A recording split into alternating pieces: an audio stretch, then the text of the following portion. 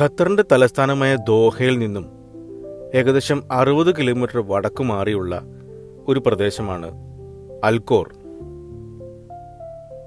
Al Khor mangrove ബേയിലാണ് നമ്മളിപ്പോൾ ഉള്ളത്. ഇപ്പോൾ സമയം ഏകദേശം വൈകിട്ട് 5 മണിയായിട്ടുണ്ട്. അൽഖോർ സിറ്റിക്ക് സമീപമുള്ള അൽ താക്കിറ എന്ന പ്രദേശം കണ്ടൽ കാടുകൾക്ക് പ്രസിദ്ധമാണ്. അൽഖോർ സിറ്റിക്കും അൽ താക്കിറ പ്രദേശത്തിനും ഇടയിലാണ് ഖത്തറിൽ ഏറ്റവും കൂടുതൽ കണ്ടൽ കാടുകൾ കാണപ്പെടുന്നത്. ഏകദേശം 1392 ഹെക്ടർ പ്രദേശത്ത് കണ്ടൽ കാടുകൾ വ്യാപിച്ചു കിടക്കുന്നു. അൽഖോർ പ്രദേശത്ത് വസിക്കുന്ന ജനങ്ങളുടെ ഇഷ്ട ലൊക്കേഷനാണിത്.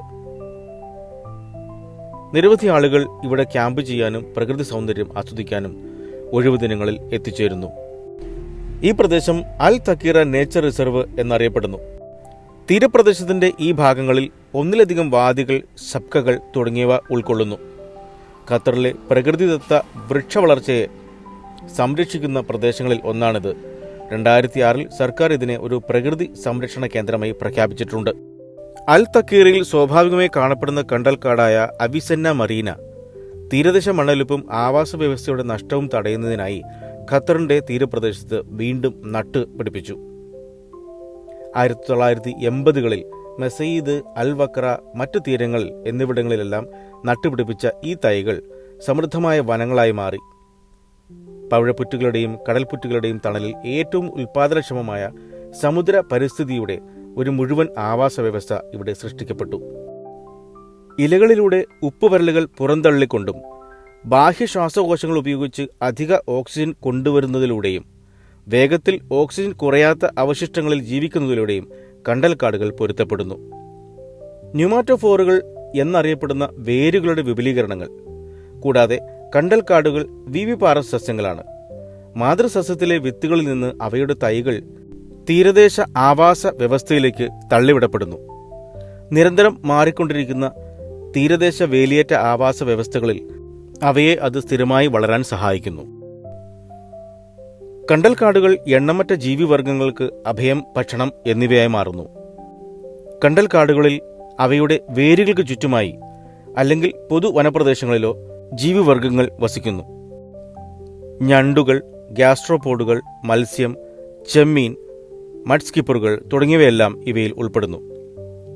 കിഴക്കൻ ആഫ്രിക്ക, പശ്ചിമേഷ്യ ഫ്ലൈവേയിലൂടെ ശരത്കാലത്തും വസന്തകാലത്തും ദേശാടന സമയത്തെത്തുന്ന കടൽ പക്ഷികളുടെ താൽക്കാലിക ആവാസ കേന്ദ്രങ്ങൾ കൂടിയാണ് ഇത്തരം കണ്ടൽക്കാടുകൾ.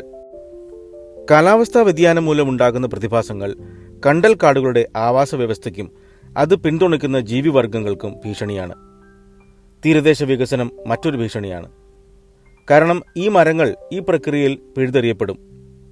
അങ്ങനെ അവയുടെ എല്ലാ നിവാസികൾക്കും ആവാസ വ്യവസ്ഥ നഷ്ടപ്പെടുന്നു. ഏകദേശം 80 തരത്തിലുള്ള കണ്ടൽ മരങ്ങളുണ്ട്. ഈ മരങ്ങളെല്ലാം ഓക്സിജൻ കുറഞ്ഞ മണ്ണുകളുള്ള പ്രദേശങ്ങളിലാണ് വളരുന്നത്. അവിടെ സാവധാനത്തിൽ നീങ്ങുന്ന വെള്ളം നേർത്ത അവശിഷ്ടങ്ങൾ അടിഞ്ഞുകൂടാൻ സഹായിക്കുന്നു. കണ്ടൽക്കാടുകൾ ഭൂമധ്യരേഖയ്ക്കടുത്തുള്ള ഉഷ്ണമേഖല അക്ഷാംശങ്ങളിൽ മാത്രമേ വളരുന്നുള്ളൂ. കാരണം അവയ്ക്ക് മരവിപ്പിക്കുന്ന താപനിലയെ നേരിടാൻ കഴിയില്ല. കണ്ടൽക്കാടുകൾ തീരപ്രദേശങ്ങളെ സുസ്ഥിരമാക്കുന്നതിൽ പ്രധാന പങ്കുവഹിക്കുന്നു. കൊടുങ്കാറ്റ്, പ്രവാഹങ്ങൾ, തിരമാലകൾ, വേലിയേറ്റങ്ങൾ തുടങ്ങിയവയിൽ നിന്നുള്ള മണ്ണൊലിപ്പ് കുറയ്ക്കുന്നു. കണ്ടൽക്കാടുകളുടെ സങ്കീർണമായ വേരുകളുടെ സംവിധാനം മത്സ്യങ്ങൾക്കും വേട്ടക്കാരിൽ നിന്ന് ഭക്ഷണവും പാർപ്പിടവും തേടുന്ന മറ്റു ജീവികൾക്കും ഒരു രക്ഷാകവചമായി വർത്തിക്കുന്നു. കണ്ടൽക്കാടുകളുടെ സങ്കീർണമായ വേരുകളുടെ സംവിധാനങ്ങൾ സൂക്ഷ്മാണുക്കൾ, ക്രസ്റ്റേഷ്യനുകൾ, ചെറിയ മത്സ്യങ്ങൾ എന്നിവയുടെ വ്യാപനത്തിന് അനുകൂലമായ ഒരു ആവാസ വ്യവസ്ഥ സൃഷ്ടിക്കുന്നു. ഇത് ഭക്ഷ്യശൃംഖലയുടെ അടിസ്ഥാന നിരകളെ രൂപപ്പെടുത്തുന്നു. പക്ഷികൾ, ഉരഗങ്ങൾ, സസ്തനികൾ തുടങ്ങിയ വലിയ വേട്ടക്കാർക്ക് ആവാസ വ്യവസ്ഥയ്ക്കുള്ളിൽ നിർണായകമായ ഒരു ഭക്ഷണ സ്രോതസ്സായി ഈ ജീവജാലങ്ങൾ വർത്തിക്കുന്നു. കൂടാതെ വാണിജ്യപരമായി പ്രധാനപ്പെട്ട നിരവധി മത്സ്യയിനങ്ങൾക്ക് അത്യാവശ്യമായ നഴ്സറികളായി കണ്ടൽക്കാടുകൾ പ്രവർത്തിക്കുന്നു. അവയുടെ ആദ്യകാല ജീവിതഘട്ടങ്ങളിൽ പോഷകങ്ങളാൽ സമ്പന്നമായ ഒരു സംരക്ഷിത അന്തരീക്ഷം നൽകുന്നു. വെള്ളത്തിലെ ഇലകളുടെയും ജൈവവസ്തുക്കളുടെയും വിഘടനം പോഷകങ്ങളുടെ അളവ് വർദ്ധിപ്പിക്കുകയും മൊത്തത്തിലുള്ള ആവാസ വ്യവസ്ഥയുടെ ഉൽപാദനക്ഷമതയെ പിന്തുണയ്ക്കുകയും ചെയ്യുന്നു. മണ്ണ് നിരന്തരം വെള്ളം കെട്ടി നിൽക്കുന്നതിനാൽ ഇതിൽ സ്വതന്ത്ര ഓക്സിജൻ വളരെ കുറവാണ്. വായുരഹിത ബാക്ടീരിയകൾ നൈട്രജൻ വാതകം, ലയിക്കുന്ന ഇരുമ്പ്, അജൈവ ഫോസ്ഫേറ്റുകൾ, സൾഫൈഡുകൾ, മീഥെയിൻ തുടങ്ങിയവ പുറത്തുവിടുന്നു. ഇത് മണ്ണിനെ വളരെയധികം പോഷക ഗുണമുള്ളതാക്കുന്നു. ന്യൂമാറ്റോഫോറുകൾ അഥവാ ആകാശവേരുകൾ കണ്ടൽക്കാടുകളെ അന്തരീക്ഷത്തിൽ നിന്ന് നേരിട്ട് വാതകങ്ങളും വാസയോഗ്യമല്ലാത്ത മണ്ണിൽ നിന്ന് ഇരുമ്പ് പോലുള്ള മറ്റ് പോഷകങ്ങളും ആഗിരണം ചെയ്യാൻ അനുവദിക്കുന്നു. കണ്ടൽക്കാടുകൾ വേരുകൾക്കുള്ളിൽ നേരിട്ട് വാതകങ്ങൾ സംഭരിക്കുന്നു. ഉപ്പുരസമുള്ള മണ്ണിൽ ശുദ്ധജലം പരിമിതമായതിനാൽ കണ്ടൽക്കാടുകൾ ഇലകളിലൂടെ നഷ്ടപ്പെടുന്ന ജലത്തിന്റെ അളവ് പരിമിതപ്പെടുത്തുന്നു.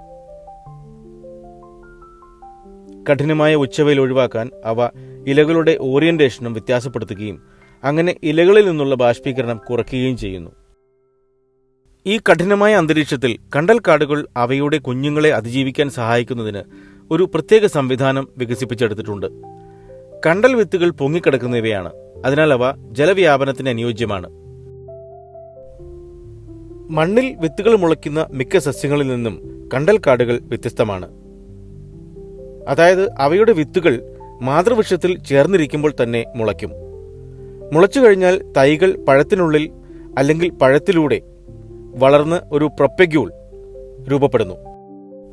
ഇതിന് പ്രകാശ സംശ്ലേഷണം വഴി സ്വന്തമായി ഭക്ഷണം ഉൽപ്പാദിപ്പിക്കാൻ കഴിയും. പിന്നീട് മുതിർന്ന പ്രൊപ്പഗ്യൂൾ വെള്ളത്തിലേക്ക് വീഴുന്നു. ഇങ്ങനെ വെള്ളത്തിലേക്ക് വീണ പ്രൊപ്പഗ്യൂളുകൾ വളരെ ദൂരേക്ക് വരെ നീന്തിപ്പോകുന്നു. പ്രൊപ്പഗ്യൂളുകൾക്ക് ഉണങ്ങലിനെ അതിജീവിച്ച് അനുയോജ്യമായ അന്തരീക്ഷത്തിൽ എത്തുന്നതിന് മുൻപ് ഏകദേശം 1 വർഷത്തിലധികം നിഷ്ക്രിയമായി തുടരാൻ കഴിയും. ഒരു പ്രൊപ്പഗ്യൂൾ വേരുന്നാൻ തയ്യാറായി കഴിഞ്ഞാൽ അതിന്റെ സാന്ദ്രത മാറുന്നു. അതിനാൽ നീളമേറിയ ആകൃതി ഇപ്പോൾ തിരശ്ചീനമായി പൊങ്ങിക്കിടക്കുന്നു. ഈ സ്ഥാനത്ത് അത് ചെളിയിലും വേരിലും തങ്ങി നിൽക്കാൻ സാധ്യതയുണ്ട്. അത് വേരൂന്നിയില്ലെങ്കിൽ പോലും അതിന്റെ സാന്ദ്രതയിൽ മാറ്റം വരുത്തി കൂടുതൽ അനുയോജ്യമായ സാഹചര്യങ്ങൾ തേടി വീണ്ടും ഒഴുകിപ്പോകും. ഇപ്പോൾ സമയം ഏകദേശം 6 മണിയോടടുത്തിരിക്കുന്നു. ഞങ്ങൾക്ക് ഇവിടെ നിന്ന് മടങ്ങേണ്ട നേരമായി. കണ്ടൽക്കാടുകൾ സന്ദർശിക്കുന്നതിനായി ദിവസവും നിരവധി സന്ദർശകർ ഇവിടെ എത്തിച്ചേരുന്നു. കണ്ടൽക്കാടുകൾക്കിടയിലൂടെ കയാക്കിങ്ങിനുള്ള സൗകര്യവും ഇവിടെ ലഭ്യമാണ്. ഖത്തറിലെ സസ്യജാലങ്ങളിൽ 300-ലധികം ഇനം കാട്ടുചെടികൾ ഉൾപ്പെടുന്നു. കിഴക്ക് നിന്ന് പടിഞ്ഞാറോട്ട് ഏകദേശം 80 കിലോമീറ്റർ, വടക്കു നിന്ന് തെക്ക് വരെ 160 കിലോമീറ്റർ വിസ്തൃതിയുള്ള ഈ ചെറിയ മരുഭൂമി കാലാവസ്ഥ വളരെ ചൂടുള്ളതും ഈർപ്പമുള്ളതുമാണ്. ഇടയ്ക്കിടയ്ക്ക് മഴ പെയ്യുന്നുള്ളൂ. രാജ്യത്തിന്റെ ഭൂരിഭാഗവും പരന്നതാണ്. വാർഷിക മഴ ശരാശരി 3 ഇഞ്ചിൽ താഴെയാണ്. കനത്ത കാലാവസ്ഥയുള്ള മണ്ണ് കാരണം ഈ ഭൂപ്രകൃതിയിൽ സസ്യങ്ങൾ വളരെ വിരളമാണ്. സമർ എന്ന് പ്രാദേശികമായി അറിയപ്പെടുന്ന ഒരു തദ്ദേശീയ വൃക്ഷ ഇനം ഈ മരുഭൂമി കാലാവസ്ഥയുമായി നന്നായി പൊരുത്തപ്പെടുന്നതും രാജ്യത്തെ ഏറ്റവും സാധാരണ സസ്യജാലങ്ങളിൽ ഒന്നുമാണ്.